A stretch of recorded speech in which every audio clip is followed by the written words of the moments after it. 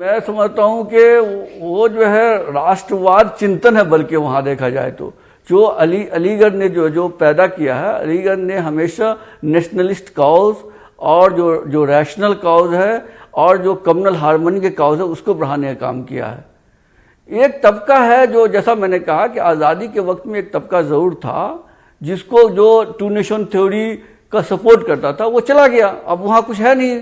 अब जो लोग हैं वो नेशनलिस्ट हैं।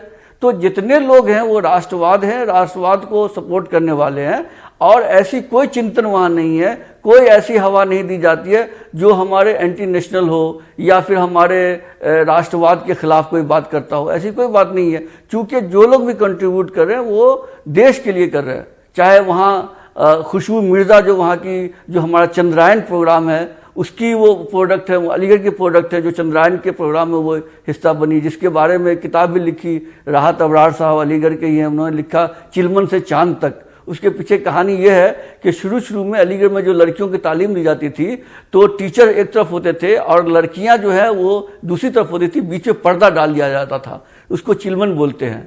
तो चूंकि वो टीचर मेल हुआ करता था तो दोनों की आंख एक दूसरे से नहीं मिले, एक दूसरे को ना देखें, इसलिए पर्दा डाल दिया जाता था। अब कुछ नहीं है, सारे पर्दे उठ गए। वो एक दौर था।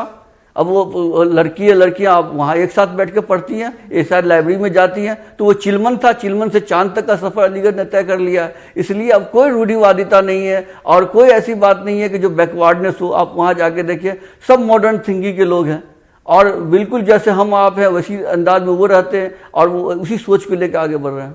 एक ट्रेजेडी है कि कुछ लोगों ने पता नहीं क्यों जो है इसको जिन्ना की परछाई कहा जाए। वहाँ मैं चूंकि वहाँ का स्टूडेंट रह चुका हूँ तो मैंने नहीं देखा कि कोई जिन्ना का नाम वहाँ लेने वाला है। हाँ, एक कंट्रोवर्सी जरूर कुछ हुई थी जो वहाँ की उनकी तस्वीर को लेकर के हुई थी।